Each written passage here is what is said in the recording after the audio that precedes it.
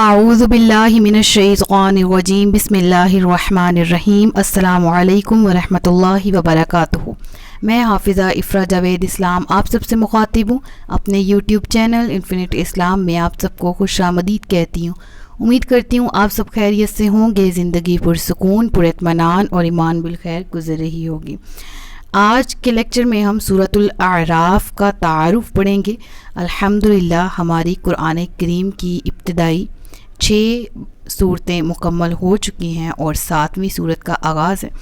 تو 7ویں صورت کے آغاز میں سب سے پہلے تعارف اور پھر اس کے بعد کل سے انشاءاللہ عز و جل باقاعدگی سے سبق شروع ہو جائے گا، جس میں ہم ترجمہ اور تفسیر سیکھیں گے۔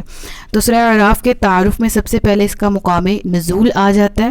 مقام نزول، یہ سورہ مکہ مکرمہ میں نازل ہوئی۔ کچھ روایات کے مطابق اس کی چند آیات کے بارے میں کہا جاتا ہے کہ کچھ آیات اس کی مکہ میں نازل نہیں ہوئی، مدینہ المنورہ میں ہوئی، لیکن جو جمہور روایات ہیں ان کے مطابق یہ سورہ مکہ مکرمہ میں نازل ہوئی، یعنی اس کو مکی صورت ہی کہا جاتا ہے۔ اور اس کے رکوع اور آیات کی تعداد کے بارے میں اگر بات کریں تو اس سورہ میں 24 رکوع ہیں اور 206 آیتیں ہیں، یعنی ماشاءاللہ آیات کے اعتبار سے بھی یہ سورہ ایک بڑی سورہ ہے، جس طرح کہ ہم پڑھتے آ رہے ہیں سورۃ البقرہ، سورہ آل عمران، سورہ النساء، سورہ مائدہ، سورہ انعام اور پھر اب سورۃ الاعراف۔ تو آیات کے اعتبار سے بھی اور رکوع کے اعتبار سے بھی ماشاءاللہ ایک کثیر سورہ ہے۔ اللہ تعالیٰ اس کو ہمیں اپنے سینوں میں اتارنے کی اور عمل میں اتارنے کی توفیق عطا فرمائے۔ اعراف نام رکھنے کی وجہ کیا ہے سورہ کی؟ تو بیسیکلی نام وجہ تسمیہ جو ہے اس کو پڑھنے سے پہلے میں ایک چیز کلیئر کرواتی چلوں کہ ہم لوگ عام طور پر قرآن کریم کی سورہ کے جتنے بھی نام ہیں پروناؤنس کرتے وقت غلط پڑھتے ہیں، ٹھیک ہے؟ لائک ہم پڑھتے ہیں سورۃ البقرہ، ٹھیک ہے، سورہ العمران، ٹھیک ہے، اسی طرح سورہ مائدہ۔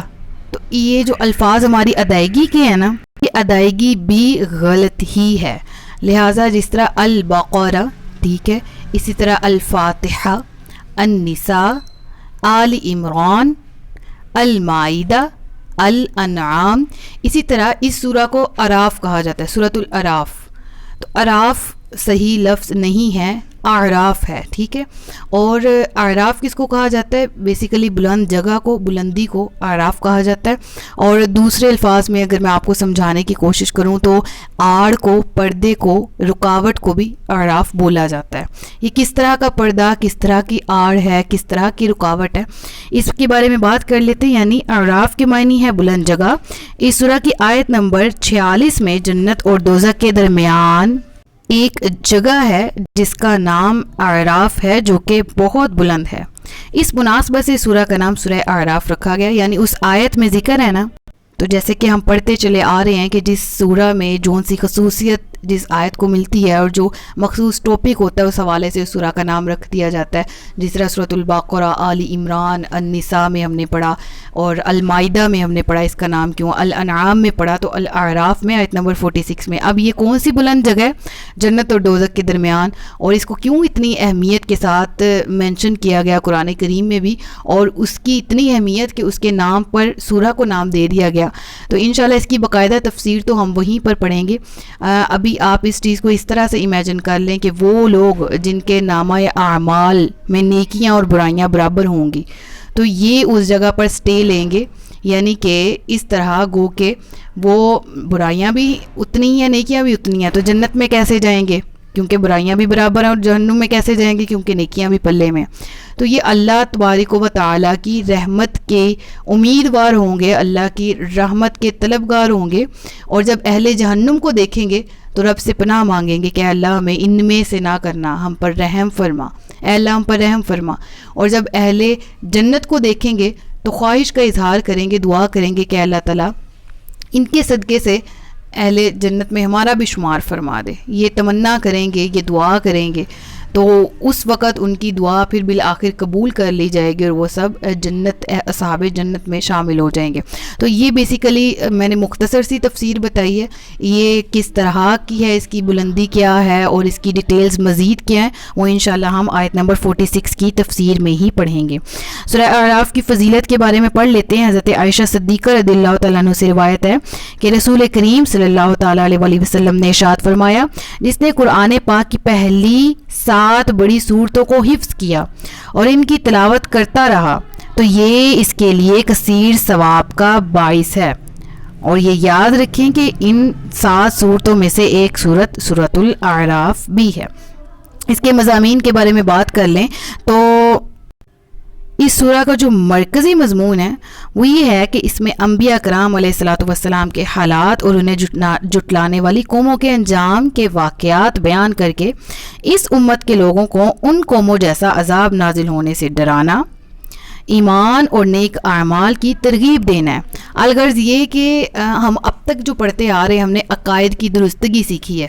پہلی سورہ انعام تک ہم نے پہلی صورتوں میں عقائد کی, عبادات کی, حلال و حرام کی تمیز سیکھی ہے. الحمدللہ اتنا علم آ گیا کہ اللہ تبارک و تعالی نے عقائد کے اعتبار سے, زندگی گزارنے کے اعتبار سے شریعت کا ذکر وہاں کیا گیا, حلال حرام کی تمیز بتائی گئی اور ہم نے بہت سے احکامات پڑھے, ٹھیک ہے, اور ہم نے غزوات کا ذکر بھی پڑھا. اب اس سورہ کی خصوصیت یہ ہے کہ اس میں گزشتہ قوموں کے حالوں کا ذکر بیان کیا جا رہا ہے اور ہم پڑھیں گے بھی.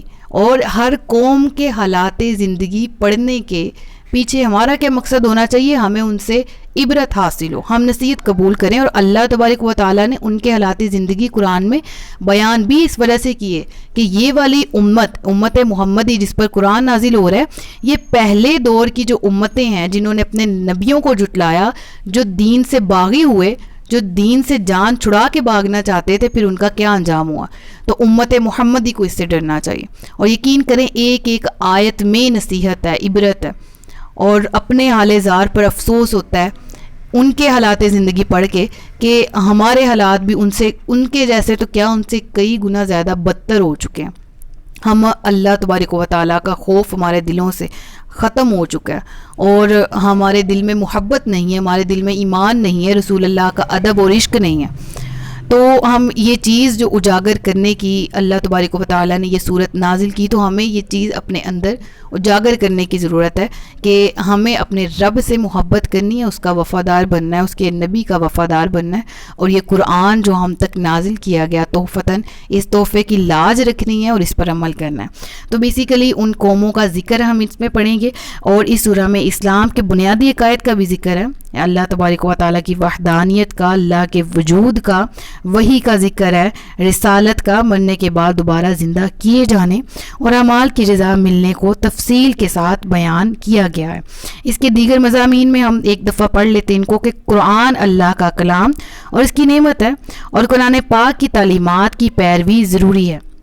ہمیں اس سورہ میں جو کچھ سیکھنے کو ملے گا نا, جو مضامین ہیں ان کی ہائی لائٹس ہیں یہ. البتہ ایک ایک آیت کے ایک ایک لفظ سے ہم بہت سے لیسنز حاصل کر سکتے ہیں, بہت سی لرننگز ہمیں مل سکتی ہیں. یہ ہائی لائٹڈ باتیں لکھی ہوئی ہیں, ٹھیک ہے. پھر قیامت کے دن اعمال کا وزن ضرور کیا جائے گا, یعنی قیامت کے دن کے بارے میں آگہی اور اس کا برحق ہونا, اور جو نامہ اعمال ہم اپنے لیے تیار کر رہے ہیں اس کا پیش کیا جانا اور اس کے مطابق جزا اور سزا ملنا, اس سورہ میں ہم اس کے بارے میں پڑھیں گے. پھر دوبارہ حضرت آدم علیہ السلام اور ابلیس کا واقعہ بیان کیا گیا. پہلے ہم سورہ کہاں پڑھ کے آ چکے ہیں, ہم نے قابیل حابیل کا بھی واقعہ پڑھ لیا نا المائدہ میں, اور اس سے پہلے ذرا چلیں سورۃ البقرہ میں, تو ہم حضرت آدم علیہ السلام کی تخلیق کا اور ابلیس کا واقعہ بھی پڑھ کے آ چکے ہیں. تو اس کی ڈیٹیل یہاں پر دوبارہ سے آ رہی ہے. فرشتوں کا آدم کو سجدہ کرنا, شیطان کا سجدہ کرنے سے تکبر کرنا, شیطان کا اس پر مردود کر دیا جانا, حضرت آدم علیہ السلام کے ساتھ اس کی دشمنی, اور حضرت آدم علیہ السلام کی جنت سے زمین کی طرف آمد کا بیان ہے. اور اس نے جو اعلان کیا تھا کہ میں دشمنی نبھاؤں گا, اولاد آدم سے بھی نبھاؤں گا, تو اللہ نے کیا فرمایا تھا کہ ہاں تو چلا اپنا داؤ جس پر چلا سکتا ہے, تو اپنا داؤ جس پر چلا سکتا ہے چلا, میرے جو نیک بندے ہیں وہ تیری باتوں میں نہیں آئیں گے. تو اس چیز کو سوچنے اور سمجھنے کی بھی ضرورت ہے کہ آج اگر ہم قرآن سے دور ہیں, دین سے دور ہیں, تو ہم تو اولاد آدم ہیں, ہم شیطان کے پیروکار کب سے ہونے لگے؟ جس نے ہمارے بابا آدم علیہ الصلوۃ والسلام سے وفا نہیں کی، دشمنی نبھائی، تو وہ ہمارے ساتھ کیسے وفا کر سکتا ہے؟ اور ہم اس کی پیروکاری کر کے بابا آدم سے کون سی وفا دکھائیں گے؟ تو اس چیز کے بارے میں ہمیں سوچنا ہے، سمجھنا ہے، اور انشاءاللہ اس کا ذکر بھی پڑھیں گے۔ کفار اور مشرکین کے اخروی انجام کو بیان کیا گیا ہے، اور قیامت کے دن ایمان والوں کے حالات، جہنمیوں اور اعراف والوں سے ہونے والی گفتگو، جس کے بارے میں نے آپ کو ذکر بھی کیا اعراف نام کے تعارف میں، اور اہل جہنم کی آپس میں کی جانے والی گفتگو کا بھی ذکر ہے۔ اس کے بعد اللہ تعالیٰ نے اپنی عطا کردہ نعمتوں سے اپنے وجود اور اپنی وحدانیت پر استدلال فرمایا، یعنی دلائل دیے ہیں کہ یہ جو نعمتیں عطا کرنے والی ذات ہے یہ کون ہے جس نے یہ زمین، آسمان، سورج، چاند، ستارے بنائے، جو کہ مخلوق میں کوئی نہیں کر سکتا، تو یہ خالق کون ہے؟ خالق اللہ ہے۔ اس کا ذکر ہم پڑھیں گے انشاءاللہ عز و جل۔ اور پھر اللہ تبارک و تعالیٰ نے اپنی عطا کردہ نعمتوں میں سے اپنے وجود، اور یہ جس طرح بھی ہم نے پڑھا کہ اس پر دلیل دی، استدلال کیا۔ اور ایک اور چیز جو آپ نے ذہن میں رکھنی ہے کہ اس سورہ میں ہم انبیاء کرام علیہ الصلوۃ والسلام کی قوموں کے حالات زندگی، حضرت شعیب کی قوم کا کیا انجام ہوا، حضرت لوط علیہ الصلوۃ والسلام، قوم ہود کا کیا حال ہوا، قوم سمود کا، قوم عاد کا کیا حال ہوا، ٹھیک ہے، اسی طرح حضرت نوح علیہ الصلوۃ والسلام کی قوم کا ذکر۔ تو یہ قومیں کون سی تھیں، کس دور کی تھیں، ان کا کیا گناہ تھا، کیا احکامات ان کی طرف نازل کیے گئے، کن کو انہوں نے جھٹلایا، الغرض ان کی تفصیل بیان کی گئی ہے، اور ان کی بہت زیادہ تفصیل ہم سورہ ہود میں پڑھیں گے انشاءاللہ عز و جل۔ تو تب تو دل ہل جاتا ہے، روح کانپ جاتی ہے، اللہ کا خوف دل میں بہت بیٹھ جاتا ہے۔ اللہ تعالیٰ اس خوف کو ہمارے لیے اس طرح سے مددگار ثابت بنائے کہ ہم نیکی کی طرف گامزن ہو سکیں۔ تو یہاں پر بھی ذکر ہے، آگے سورہ ہود میں بھی اور قرآن کریم میں پھر آگے بہت سے مقامات میں سورہ انبیاء میں انبیاء کا اور ان کی قوموں کا، انبیاء علیہ الصلوۃ والسلام کو کن قوموں کی طرف بھیجا گیا تھا ان کا ذکر ہے۔ تو صورت کے آخر میں مختصر عرض کرتی ہوں، لیکچر کے اختتام کی طرف چلتے ہیں کہ سورہ کے آخر میں شرک کا تفصیلی رد، مکارم اخلاق کی تعلیم، اخلاق کو بلڈ کرنا، اخلاق کیا ہوتا ہے اس کے بارے میں تعلیم دی گئی، وحی کی پیروی کرنے اور اللہ تعالیٰ کی طرف رجوع کرنے کا بیان کیا گیا ہے۔ تو یہ مختصر سی ہائی لائٹس تھیں صورت کے تعارف کی۔ آپ اس کے تعارف میں مزید کتب پڑھ سکتے ہیں، آپ تفسیر کی کتب میں اس کے تعارف کو مزید اچھے طریقے سے، مزید ڈیپتھ میں اگر آپ جانا چاہیں تو جائیں۔ اور میں آپ کو شروع سے ہر سورہ کی ابتدا میں یہی کہتی ہوں کہ یہ جو تعارف آپ کے سامنے بیان کیا جاتا ہے یہ اس لیے ہے کہ انڈرسٹینڈنگ ہو پائے کہ قرآن کی یہ سورہ کا کیا مقام نزول ہے، شان نزول کیا، اہمیت ہے، کیا مضامین ہے جو ہم اس میں پڑھنے اور سیکھنے جا رہے ہیں۔ تو جو ہائی لائٹس لکھی ہوتی ہیں، جو پوائنٹس لکھے ہوتے ہیں، اٹ نوٹ مینس کہ ان کے علاوہ کچھ اور ہم نہیں سیکھ سکتے یا یہی بات ہوئی ہے، اس کے علاوہ کوئی بات نہیں ہوئی۔ یہ سمجھنے والے پر ہے، یہ قرآن پڑھنے والے پہ ہے کہ وہ قرآن کے کس حصے سے کیا نصیحت قبول کرتا ہے۔